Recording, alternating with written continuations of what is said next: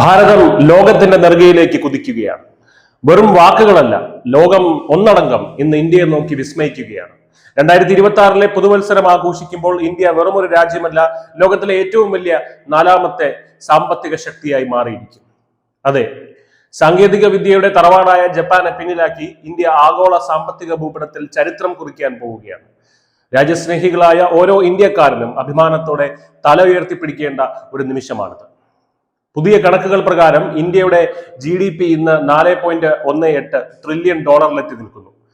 2025-26 സാമ്പത്തിക വർഷത്തിന്റെ 2ാം പാദത്തിൽ ഇന്ത്യ കൈവരിച്ചത് 8.2% എന്ന അത്ഭുതകരമായ വളർച്ചാ നിരക്കാണ്. ലോകം സാമ്പത്തിക മാന്ദ്യത്തെ ഭയപ്പെടുമ്പോൾ ഭാരതം മാത്രം ഇരട്ടി വേഗത്തിൽ മുന്നേറുന്നു. അടുത്ത 2.5 മുതൽ 3 വർഷത്തിനുള്ളിൽ ജർമ്മനിയെയും മറികടന്ന് ലോകത്തെ 3ാമത്തെ വലിയ സമ്പദ് വ്യവസ്ഥയാകാനുള്ള തയ്യാറെടുപ്പിലാണ് ഇന്ത്യ. 2030 ആകുമ്പോഴേക്കും ഇന്ത്യയുടെ GDP $7.3 ട്രില്യൺ എത്തുമെന്നാണ് പ്രവചനം. ഇത് വെറുമൊരു അക്കമല്ല, ഓരോ ഇന്ത്യക്കാരന്റെയും ജീവിത നിലവാരത്തിൽ വരാൻ പോകുന്ന വലിയ മാറ്റത്തിന്റെ സൂചനയാണ്. എങ്ങനെയാണ് ഇന്ത്യ ഈ അഭിമാനകരമായ നേട്ടം കൈവരിച്ചത്?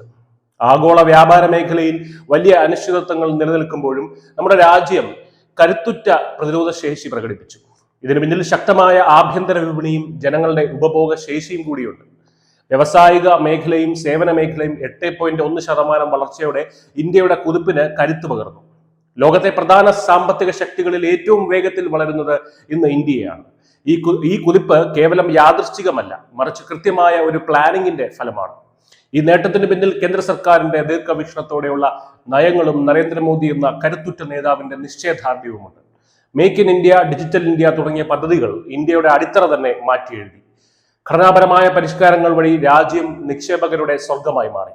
2047 ഇന്ത്യ സ്വാതന്ത്ര്യത്തിന്റെ 100ാം വർഷം ആഘോഷിക്കുമ്പോൾ ലോകത്തെ ഏറ്റവും വികസിത രാജ്യങ്ങളിൽ ഒന്നായി ഭാരതത്തെ മാറ്റുക എന്ന ലക്ഷ്യത്തിലേക്കുള്ള വലിയൊരു ചുവടുവെപ്പ് തന്നെയാണിത്. ഇന്ന് നമ്മൾ ജപ്പാനെ മറികടന്നു. നാളെ നമ്മൾ ലോകത്തിന്റെ 1ാം സ്ഥാനത്ത് തന്നെ എത്തിയേക്കാം. ഇത് പുതിയ ഇന്ത്യയാണ്, ആത്മവിശ്വാസമുള്ള ഇന്ത്യ. ലോകം നമ്മളെ ബഹുമാനിക്കുന്ന, നമ്മുടെ ശബ്ദം കേൾക്കാൻ കാതോർക്കുന്ന ഒരു കാലമാണിത്. 2026ലേക്കുള്ള ഈ യാത്ര കേവലം ജപ്പാനെ മറികടക്കലല്ല, മറിച്ച് ഭാരതം വിശ്വഗുരുവാകാൻ പോകുന്നു എന്നതിന്റെ കൃത്യമായ സൂചനയാണ്. ഈ നേട്ടത്തിൽ ഓരോ ഇന്ത്യക്കാരനും പങ്കാളിയാണ്. ഒരുമിച്ച് നമുക്ക് ഇന്ത്യയെ ലോകത്തിന്റെ നെറുകയിലെത്തിക്കാം. News desk, news India Malayalam.